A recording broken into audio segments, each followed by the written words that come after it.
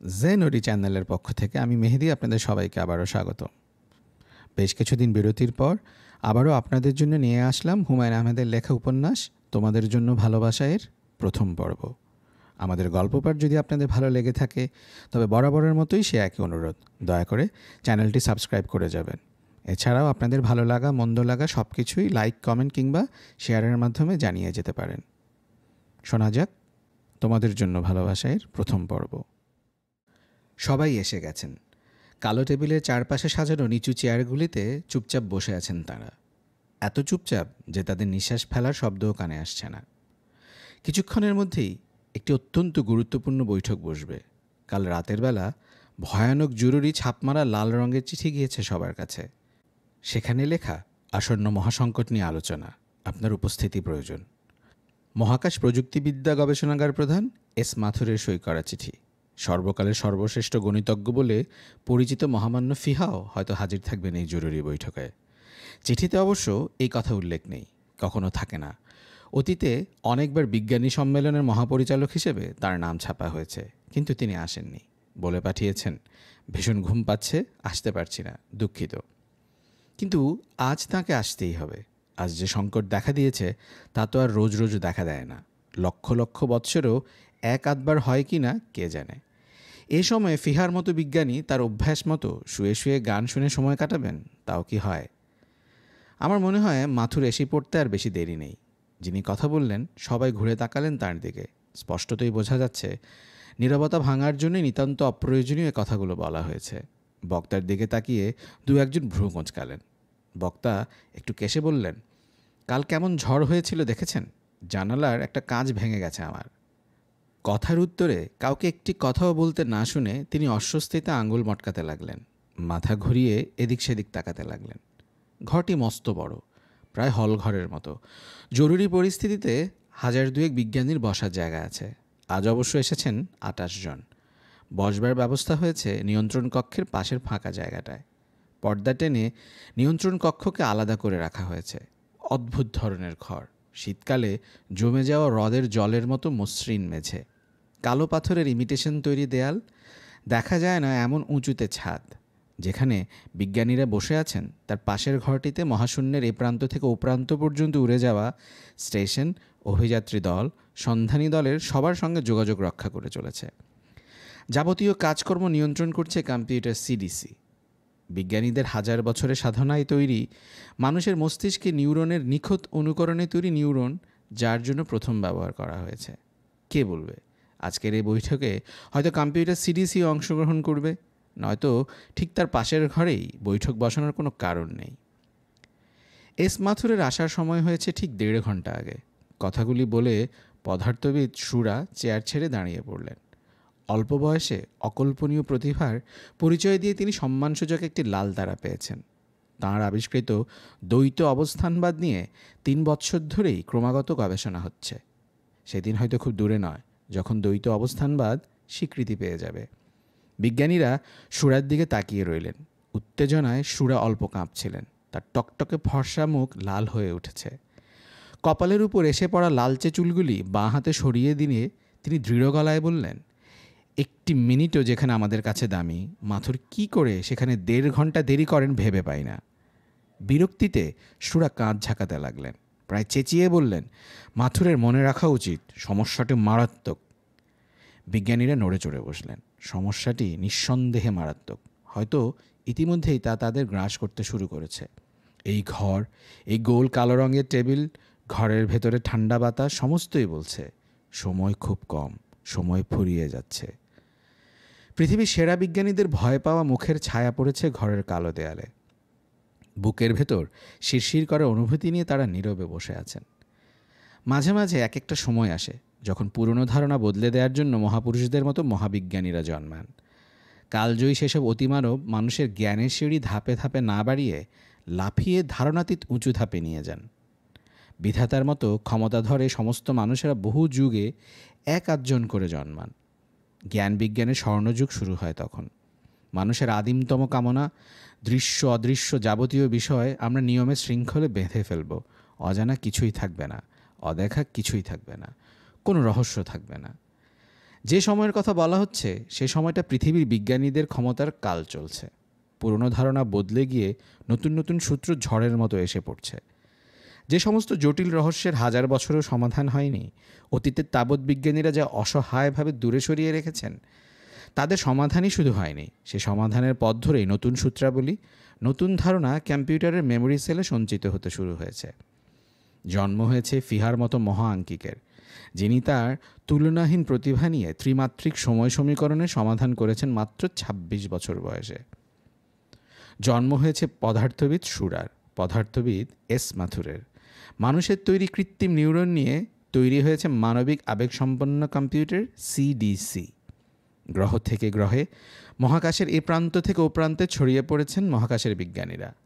কে বলে জ্ঞানের শেষ নেই, সীমা নেই? মানুষের শৃঙ্খলে বাঁধা পড়তেই হবে জ্ঞানকে। বিজ্ঞানীদের পিছু ফেরাবার রাস্তা নেই। আরও জানো, আরও বেশি জানো। এমনই যখন অবস্থা, ঠিক তখনই আবিষ্কৃত হলো টাইফা গ্রহ।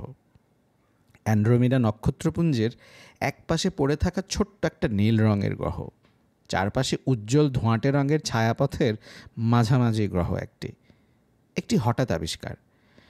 বৃহস্পতির কাছাকাছি মহাকাশ গবেষণা মন্দির থেকে পর্যবেক্ষণ করা হচ্ছিল WGK-166, একটি সাদা বামন নক্ষত্রকে, যা দ্রুত উজ্জ্বল থেকে উজ্জ্বলতর হয়ে উঠছে প্রবল বিস্ফোরণে গুড়িয়ে যাবার জন্য।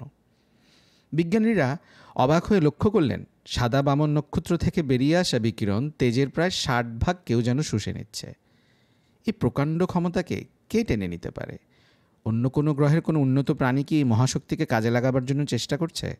যদি তাই হয়, তবে সে প্রাণী কত উন্নত? আবিষ্কৃত হলো টাইফা গ্রহ। বৃহস্পতির কাছাকাছি মহাজাগতিক স্টেশন নিনুপ 37-এর অধিনায়ক টাইফার অনন্য সাধারণ আবিষ্কারক। সেই স্টেশনের সবাই অতি সম্মানসূচক ২ নীল তারা উপাধি পেলেন। টাইফা গ্রহের সঙ্গে যোগাযোগ হতে সময় লাগলো ১ বছর। পৃথিবীর বিজ্ঞানীরা হকচকিয়ে গেলেন। টাইফা গ্রহের গণিতশাস্ত্রের খবর আসতে লাগলো। বিস্মিত বিজ্ঞানীরা কী করবেন বুঝতে পারলেন না। সমস্তই তাদের জ্ঞান ও বুদ্ধির অগোচরে। সেখানে সময় বলে কি কিছুই নেই? সময়কে সবসময় শূন্য ধরা হচ্ছে কেন? বস্তু বলে কি কিছুই নেই? বস্তুকে শূন্য ধরা হচ্ছে কেন? শক্তিকে ২ মাত্রা হিসেবে ব্যবহার করছে কেন? মহাঙ্কিক ফিহা পৃথিবীর সব অঙ্কবিদরা নতুন গণিতশাস্ত্রের নিয়মাবলী পরীক্ষা করতে লাগলেন। ভূতরে সব গণিতবিদ্যা, পদার্থবিদ্যা, কোত্থেকে কি হচ্ছে? তাদের ফলাফল হিসেবে মহাশূন্যে কোথাও কোনো বস্তু নেই, চারদিকে অনন্ত শূন্য। মানুষ মহাজাগতিক শক্তির একটি আংশিক ছায়া। তাহলে আমাদের ভাবনা, চিন্তা, আমাদের অনুভূতি, ক্ষুধা, তৃষ্ণা, প্রেম, ভালোবাসা সমস্তই কি মিথ্যে, ছায়ার উপরই জন্ম মৃত্যু? পৃথিবীর খবরের কাগজগুলিতে আজগুবি সব খবর বেরোতে লাগলো। কেউ কেউ লিখল টাইফা গ্রহের মানুষেরা পৃথিবী ধ্বংস করে দিচ্ছে। কেউ লিখল তারা পৃথিবীতে তাদের ঘাঁটি বানাবার জন্য পৃথিবীর বিজ্ঞানীদের সঙ্গে ষড়যন্ত্র করছে। কেউ লিখল বিজ্ঞানীদের মাথা গুলিয়ে ফেলার জন্য তারা আজগুবি সব তথ্য পাঠাচ্ছে। গুজবের পিঠে ভর করেই গুজব চলে। টাইফা গ্রহ নিয়ে অজস্র বৈজ্ঞানিক কল্পকাহিনী লেখা হতে লাগলো। ২জন পরিচালক এই নিয়ে 3 ডাইমেনশনাল ছবি তৈরি করলেন। ছবির নাম নরক থেকে আসছে। কেমন একটা অদ্ভুত ধারণা ছড়িয়ে পড়ল। টাইফা গ্রহের বিজ্ঞানীরা নাকি পৃথিবীর বিজ্ঞান পল্লী সিরানে এসে যাবতীয় বৈজ্ঞানিক কাজকর্ম নিয়ন্ত্রণ করছে। মহাশূন্য গবেষণা বিভাগ, খাদ্য উৎপন্ন বিভাগ তাদের নিয়ন্ত্রণে। বাধ্য হয়ে এস মাথুর সাংবাদিক সম্মেলন ডাকলেন। জনসাধারণকে সমস্ত কিছু বুঝিয়ে বলতে হবে। অমূলক ভয় ভীতি সরিয়ে দিয়ে আস্থা ফিরিয়ে আনতে হবে।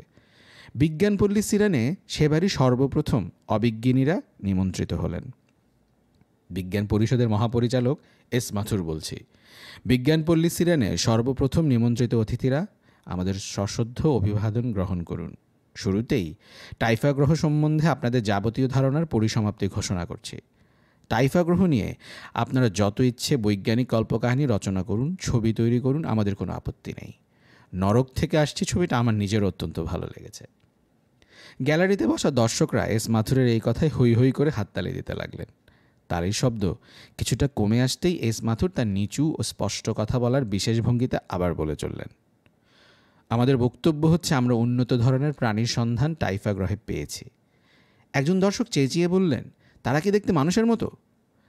তারা দেখতে কেমন তা দিয়ে আমার বা আপনার কারো কোনো প্রয়োজন নেই, তবে তারা নিঃসন্দেহে উন্নত জীব। তারা ওমিক্রন রশ্মির সাহায্যে আমাদের সঙ্গে যোগাযোগ করেছে। আমরা ওমিক্রন রশ্মির যে সংকেত পাঠাচ্ছি তা তারা বুঝতে পারছে এবং তারা সেই সংকেতের সাহায্যে আমাদের খবর দিচ্ছে। এত অল্প সময়ে সংকেতের অর্থ উদ্ধার করে সেই সংকেতে খবর পাঠানো নিঃসন্দেহে উন্নত শ্রেণীর জীবের কাজ। হলঘর নিঃশব্দ হয়ে এস মাথুরের কথা শুনছে। শুধু কয়েকটা মুভি ক্যামেরার শাঁসা শট শব্দ ছাড়া আর কোনো শব্দ নেই। এস মাথুর বলে চললেন, আমি অত্যন্ত দৃঢ়তার সাথে বলতে চাই, টাইফা গ্রহ গণিত ও পদার্থবিদ্যার বিভিন্ন সূত্রাবলী সম্পর্কে যা বলতে চায় তা হতে পারে না, তো অসম্ভব। কথা শেষ না হতেই নীলকোট পরা এক সাংবাদিক বাঘের মতো লাফিয়ে উঠে চেঁচিয়ে বললেন, কেন হতে পারে না, কেন অসম্ভব, আমরা বুঝতে পারছি না বলে? এস মাথুর বললেন, তাদের নিয়মে সময় বলে কিছু নেই। একজন অনায়াসে অতীত, বর্তমান ও ভবিষ্যতের মধ্যে চলাফেরা করতে পারে। এ অসম্ভব ও হাস্যকর।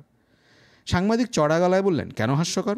1000 বছর আগেও তো পৃথিবীতে টাইম মেশিন নিয়ে গল্প চালু ছিল। এস মাথুর বললেন, গল্প ও বাস্তব ভিন্ন জিনিস। আপনি একটি গল্পে পড়লেন যে একটি লোক হঠাৎ একটি পাখি হয়ে আকাশে উড়ে গেল। বাস্তবে আপনি সেই রকম কোনো পাখি হয়ে উড়ে যেতে পারেন? পারেন না। পারেন কি? কথা শেষ না হতেই দর্শকরা হো হো করে হেসে উঠল এবং বিক্ষিপ্তভাবে হাততালি পড়তে লাগলো।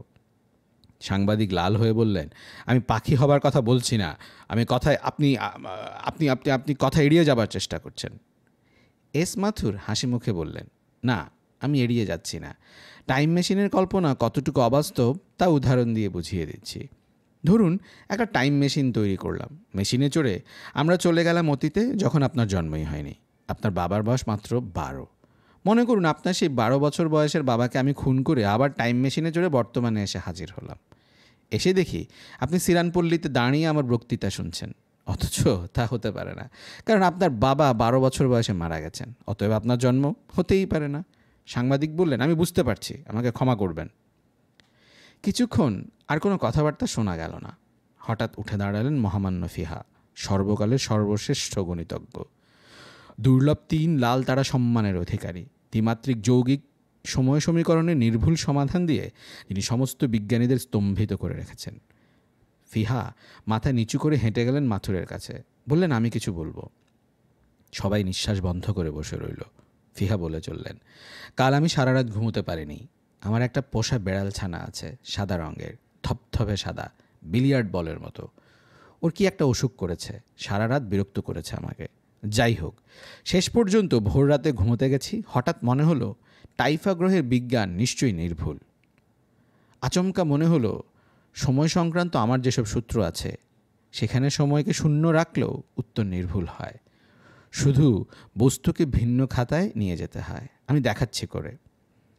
ফিহা ব্ল্যাকবোর্ডের কাছে চলে গেলেন। একটির পর একটি সূত্র লিখে অত্যন্ত দ্রুতগতিতে অঙ্ক কষে চললেন। পরবর্তী 15 মিনিট শুধু চকের খসখস শব্দ ছাড়া আর কোনো শব্দ নেই। ফিহা একসময় বোর্ড ছেড়ে ডায়াসে উঠে এসে বললেন, সবাই বুঝতে পেরেছেন আশা করি।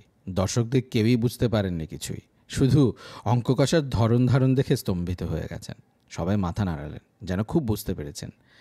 ফিহা বললেন, এখন মুশকিল হয়েছে কি জানেন, তারা এত উপরের স্তরে পৌঁছে গেছে যে তাদের কোনো কিছুই এখন আর আমাদের ধারণায় আনা সম্ভব নয়। তাদের গণিত বলুন, তাদের পদার্থবিদ্যা, রসায়ন, জীববিদ্যা কিছুই নয়। এবার বিজ্ঞানীদের ভেতর একজন দাঁড়িয়ে বললেন, কেন সম্ভব নয়? ফিহা বিরক্ত হয়ে বললেন, বোকার মতো কথা বলবেন না। মানুষ যেমন উন্নত, পিপিলিকাও তার স্কেলে, অর্থাৎ তার প্রাণী জগতে উন্নত। এখন মানুষ কি পারবে পিপিলিকাকে কিছু শেখাতে? গণিত শেখাতে পারবে? পদার্থবিদ্যা শেখাতে পারবে? পিপিলিকার আগ্রহ যতই থাকুক না কেন। সভাকক্ষে তুমুল হাততালি পড়তে লাগলো। এস মাথুর হঠাৎ উত্তেজিত হয়ে বললেন, আপনারা হইচই করবেন না। এইমাত্র নিয়ন্ত্রণ কক্ষ থেকে একটা মারাত্মক খবর এসেছে। আজকের অধিবেশন এই মুহূর্তেই শেষ। এস মাথুর উত্তেজনায় কাঁপছিলেন। যিনি তাকে এসে কানে কানে খবরটি দিয়েছেন তিনিও ঘন ঘন জিভ বের করে ঠোঁট ভেজাচ্ছেন। মারাত্মক খবরটি কি আমরা জানতে চাই, দর্শকরা চেঁচাতে লাগলেন। বসে থাকা বিজ্ঞানীরাও উৎসুক হয়ে তাকিয়ে রইলেন মাথুরের দিকে।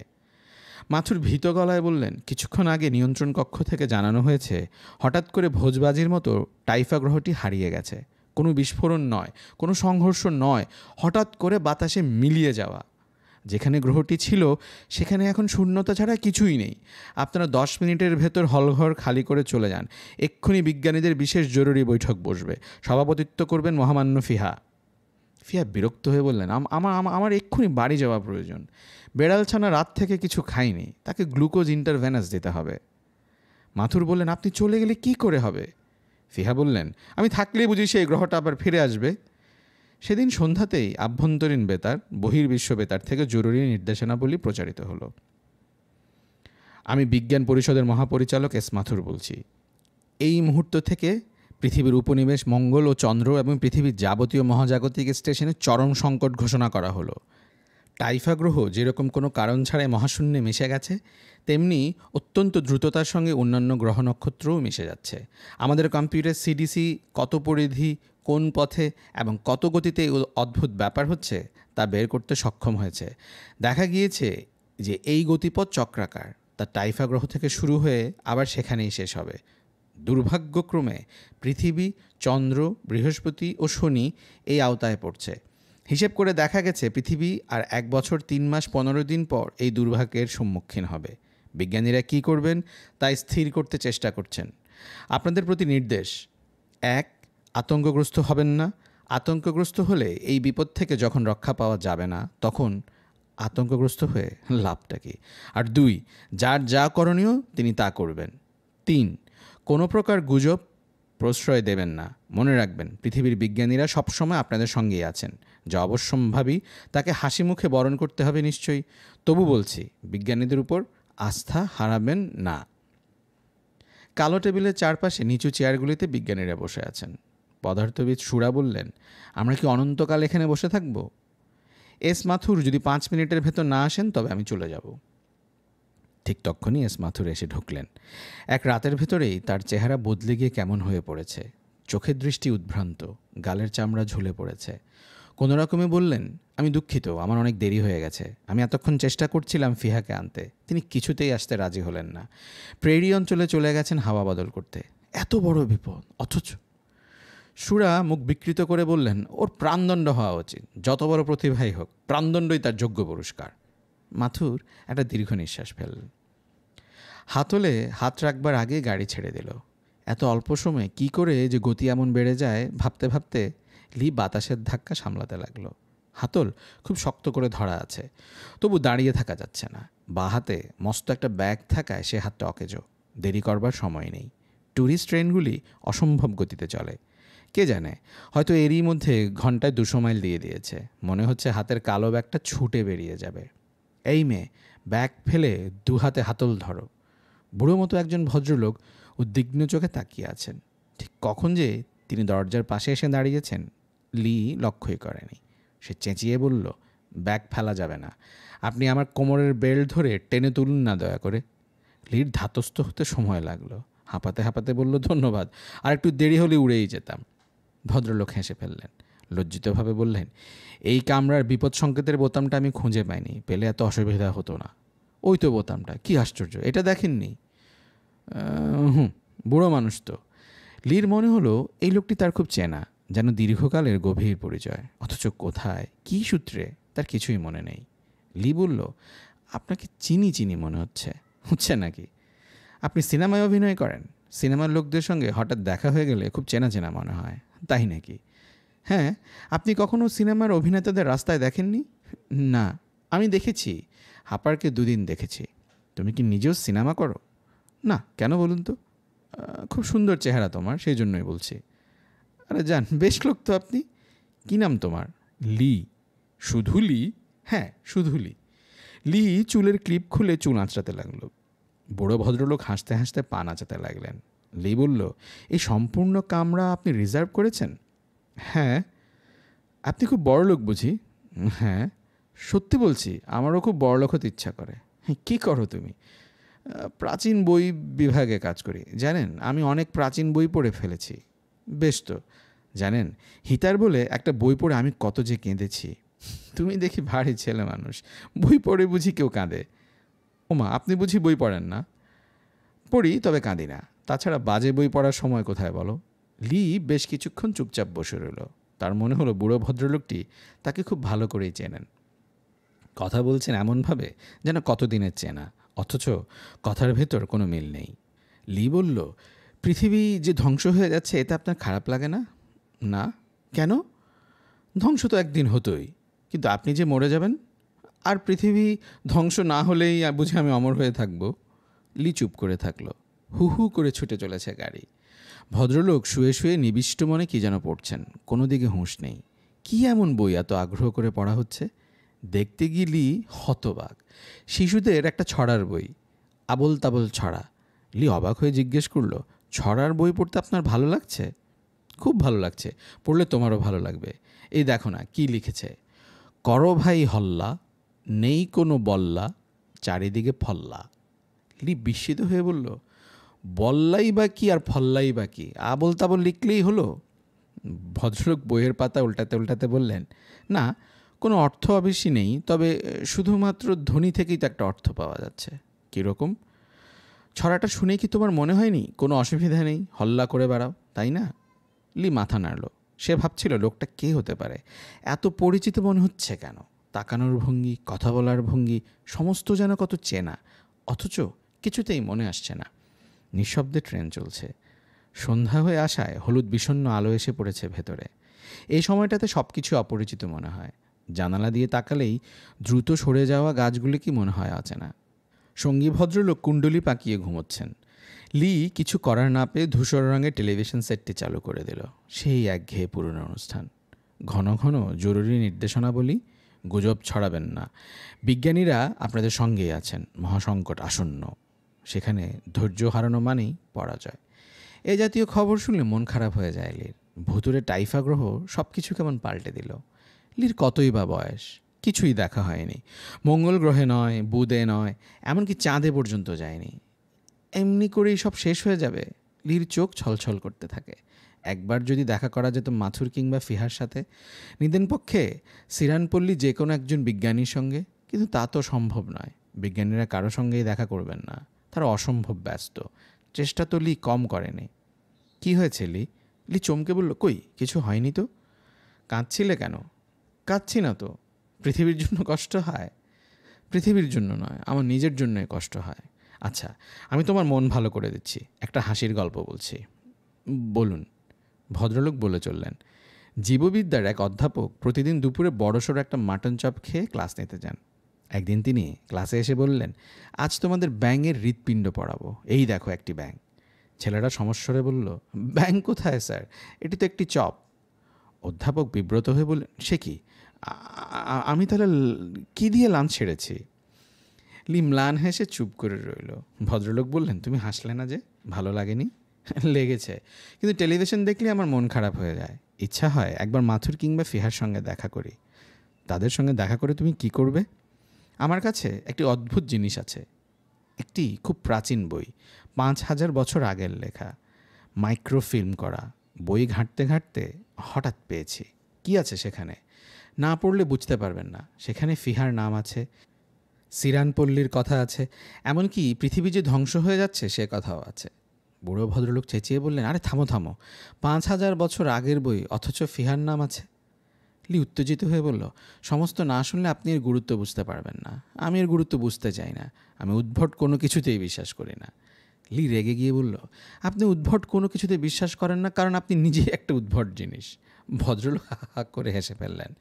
লি বলল, আমি যদি মাথুর কিংবা ফিহা কিংবা সিরানপল্লীর কারোর সঙ্গে দেখা করতে পারতাম, তবে দেখতেন কেমন হইচই পড়ে যেত। ভদ্রলোক বললেন, তুমি কোথায় নামবে? স্টেশন ৫,০০৭-এ। তৈরি হও, সামনেই ৫,০০৭। বেশ আনন্দে কাটলো তোমাকে পেয়ে, তবে তুমি ভীষণ কল্পনা বিলাসী, তোমাকে দিয়ে কিছু হবে না। কল্পনা বিলাসীরাই তো অল্পতেই রাগে, জানেন না? ঝাঁকুনি দিয়ে থেমে গেল ট্রেন। ব্যস্ত হয়ে ভদ্রলোক একটা ওভারকোটের পকেট থেকে নীল রঙের ত্রিভুজাকৃতির একটা কার্ড বের করে লিখে বললেন, তুমি ভীষণ রেগে গেছো মেয়ে, নাও তোমাকে খুশি করে দিচ্ছি। এইটি নিয়ে সিরানপল্লী যেখানে ইচ্ছা যেতে পারবে, যার সঙ্গে ইচ্ছা কথা বলতে পারবে। খুশি হলে তো, রাগ নেই তো আর। লি দেখল নীল কার্ডে জ্বলজ্বল করছে ৩টি লাল তারা, নিচে ছোট্ট একটি নাম, ফিহা। স্বপ্ন দেখছে না তো সে? ইনি মহামান্য ফিহা, এই জন্যই এত পরিচিত মনে হচ্ছিল। লির চোখ আবেগে ঝাপসা হয়ে গেল। ফিহা বললেন, নেমে যাও মেয়ে। নেমে যাও, গাড়ি ছেড়ে দিচ্ছে। কে? আমি সুরা। ভেতরে আসতে পারি? এসো। ঘরে হালকা নীল রঙের বাতি জ্বলছিল। মাথুর টেবিলে ঝুঁকে কী যেন পড়ছিলেন। সুরার দিকে চোখ তুলে তাকালেন। এত রাতে আপনার ঘরে আসার নিয়ম নেই। কিন্তু সুরা চেয়ার টেনে বসলেন। তার স্বভাবসুলভ উদ্যত চোখ জ্বলতে লাগলো। মাথুর বললেন, এখন কোনো নিয়ম টিয়ম নেই সুরা, তুমি কি কিছু বলতে এসেছ? হ্যাঁ, কিন্তু আমি এখন কিছু শুনতে চাই না। 4 রাত ধরে আমার ঘুম নেই, আমি ঘুমোতে চাই। এই দেখো, আমি একটা প্রেমের গল্প পড়ছি, মন হালকা হয়ে সুনিদ্রা হতে পারে এই আশায়। সুরা কাঁধ ঝাঁকিয়ে হাসলেন। আমিও ঘুমাতে পারি না, তার জন্য আমি রাত জেগে জেগে প্রেমের গল্প পড়ি না। অবসর সময়টাও আমি ভাবতে চেষ্টা করি। সিডিসির রিপোর্ট তো দেখেছ? হ্যাঁ দেখেছি। ধ্বংস রোধ করার কোনো পথ নেই। যখন নেই তখন রাতে একটু শান্তিতে ঘুমোতে চেষ্টা করা কি উচিত নয়? চিন্তা এবং পরিকল্পনার জন্য তো সমস্ত দিন পড়ে রয়েছে। থাকুক পড়ে, আমি একটা সমাধান বের করেছি। মাথুর প্রায় লাফিয়ে উঠলেন। তুমি বলতে চাও পৃথিবী রক্ষা পাবে? না। তবে? সুরা কথা না বলে তীক্ষ্ণ দৃষ্টিতে তাকিয়ে রইলেন মাথুরের দিকে। ঠান্ডা গলায় বললেন, আপনার এ সময় উত্তেজনা মানায় না, আপনি অবসর গ্রহণ করুন। তুমি কি বলতে চাও বলো। আমি একটি সমাধান বের করেছি। পৃথিবী রক্ষা পাবার পথ নেই, কিন্তু মানুষ বেঁচে থাকবে। লক্ষ লক্ষ বছর পর আবার সভ্যতার জন্ম হবে। ফিহার মতো, মাথুরের মতো, সুরার মতো মহাবিজ্ঞানীরা জন্মাবে। আমি স্পষ্ট দেখতে পাচ্ছি। সুরা, তুমি নিজেও উত্তেজিত। দুঃখিত। আপনি কি পরিকল্পনাটি শুনবেন? এখন নয়, দিনে বলো। আপনাকে এখনই শুনতে হবে, সময় নেই হাতে। সুরা ঘরের উজ্জ্বল বাতি জ্বেলে দিলেন। মাথুর তাকিয়ে রইলেন সুরার দিকে। দুর্লভ আত্মবিশ্বাসে ভরপুর এই যুবকটিকে হিংসা হতে লাগলো তার। সুরা খুব শান্ত গলায় বলে যেতে লাগলেন। শুনতে শুনতে মাথুর একসময় নিজের রক্তে উত্তেজনা অনুভব করতে লাগলেন। বছর 30 আগে মিটস নামে একটা মহাশূন্যযান তৈরি করা হয়েছিল। আদর করে তাকে ডাকা হতো দ্বিতীয় চন্দ্র বলে। আকাশে চন্দ্রের মতো এত বিরাট না হলেও সেটিকে ছোটোখাটো চন্দ্র অনায়াসে বলা যেত। মহাজাগতিক রশ্মি থেকে সংগৃহীত শক্তিতে একটি কল্পনাতীত বেগে চলবার মতো ব্যবস্থা করা হয়েছিল। 2টি পূর্ণাঙ্গ ল্যাবরেটরি ছিল এরই মধ্যে। একটি ছিল মহাকাশের বিভিন্ন নক্ষত্রপুঞ্জে প্রাণের বিকাশ সম্পর্কে গবেষণা করার জন্য। বিজ্ঞানী মিটসের তত্ত্বাবধানে এই অসাধারণ যন্ত্রযান তৈরি হয়েছিল। নামকরণও হয়েছিল তার নাম অনুযায়ী। এটি তৈরিই হয়েছিল তারই একটি তত্ত্বের পরীক্ষার জন্য। মিটস দেখলেন নক্ষত্রপুঞ্জ NGC 1303 আলোর চেয়ে দ্রুত গতিতে সরে যাচ্ছে। আলোর কাছাকাছি গতিসম্পন্ন নক্ষত্রপুঞ্জের সন্ধান পাওয়া গেছে অনেক আগে। এই প্রথম তিনি বিজ্ঞানের সূত্রে সম্ভব নয় এমন একটি ব্যাপার পরখ করলেন। তিনি অসাধারণ মেধার অধিকারী ছিলেন এবং খুব অল্প সময়ে এর ব্যাখ্যা করলেন। তিনি বললেন, আলোর গতি ধ্রুব নয়, এটি ভিন্ন ভিন্ন পরিমণ্ডলে ভিন্ন। স্বাভাবিকভাবেই প্রকৃতির নিয়মাবলীও ভিন্ন ভিন্ন পরিমণ্ডলে ভিন্ন। মিটস এটা ব্যাখ্যা করেই চুপ করে গেলেন। তৈরি করলেন মহাশূন্যযান মিটস, যা পাড়ি দেবে অ্যান্ড্রোমেডা নক্ষত্রপুঞ্জ ছাড়িয়ে বহু দূরে NBP 203 নক্ষত্রপুঞ্জে। সেখানে পৌঁছতে তার যুগের পর যুগ লেগে যাবে, কিন্তু পৌঁছবে ঠিক। সঙ্গে সঙ্গে মিটসের ধারণা সত্য বা মিথ্যা প্রমাণিত হবে। তার দুর্ভাগ্য, মহাশূন্যযানটি প্রস্তুত হবার পরপর তিনি মারা যান। তার পরিকল্পনাও স্থগিত হয়ে যায়। বিজ্ঞানীরা তখন প্রতিবস্তুর ধর্মকে বিশেষ সূত্রে ব্যাখ্যা করতে ব্যস্ত হয়ে উঠেছেন। সুরার পরিকল্পনা আর কিছুই নয়, পৃথিবীর একদল শিশু মিটসে করে সরিয়ে দেয়া। শিশুরা স্বয়ংক্রিয় যন্ত্র মহাশূন্যযানের ভেতর শিক্ষা লাভ করবে। বিজ্ঞানের বিভিন্ন সূত্র মাইক্রোফিল্ম করে রাখা হবে মহাশূন্যযানের এক লাইব্রেরি কক্ষে। এই সব শিশু বড় হবে, তাদের ছেলে মেয়ে হবে, তারাও শিখতে থাকবে, তারাও বড় হবে। থামো থামো, বুঝতে পারছি। মাথুর হাত উঁচিয়ে সুরাকে থামালেন। বললেন, কতদিন তারা এরকম ঘুরে বেড়াবে? যতদিন বসবাসযোগ্য কোনো গ্রহ না পায়, যতদিন মহাশূন্য থাকবে, ততদিন তো খাদ্যের কোনো অসুবিধা নেই। তা নেই, কিন্তু আবার কিন্তু কিসের? মহাশূন্যযান তৈরি আছে, কাজ যা করতে হবে তা হলো ল্যাবরেটরি 2টি সরিয়ে মাইক্রোফিল্ম লাইব্রেরি এবং অন্যান্য প্রয়োজনীয় যন্ত্রপাতি বসানো। তার জন্য 3 মাস সময় যথেষ্ট। এ দায়িত্ব আমার। মাথুর চুপ করে রইলেন। সুরা অসহিষ্ণু হয়ে মাথা ঝাঁকালেন। আপনার চুপ করে থাকা অর্থহীন। মানুষের জ্ঞান এভাবে নষ্ট হতে দেয়া যায় না। তা ঠিক, কিন্তু সিরানদের মতামত? কোনো মতামতের প্রয়োজন নেই, এ আমাকে করতেই হবে। আমি কম্পিউটার CDCকে নির্দেশ দিয়ে এসেছি মহাশূন্যযানটির যাত্রাপথ বের করতে। CDCকে মহাশূন্যযানে ঢুকিয়ে দেওয়া হবে। মহাশূন্যযান নিয়ন্ত্রণ করবে সে। তুমি নির্দেশ দিয়ে এসেছো? হ্যাঁ, আমি সমস্ত নিয়মকানুন ভেঙে করেছি। আমি আপনাকেও মানি না। আপনার মস্তিষ্ক বিকৃতি ঘটেছে। গত 1 মাস আপনি প্রত্যেক মিটিংয়ে আবোল তাবোল বকেছেন। আপনি বিশ্রাম নিন। সুরা উজ্জ্বল বাতি নিভিয়ে ঘর ছেড়ে চলে গেলেন।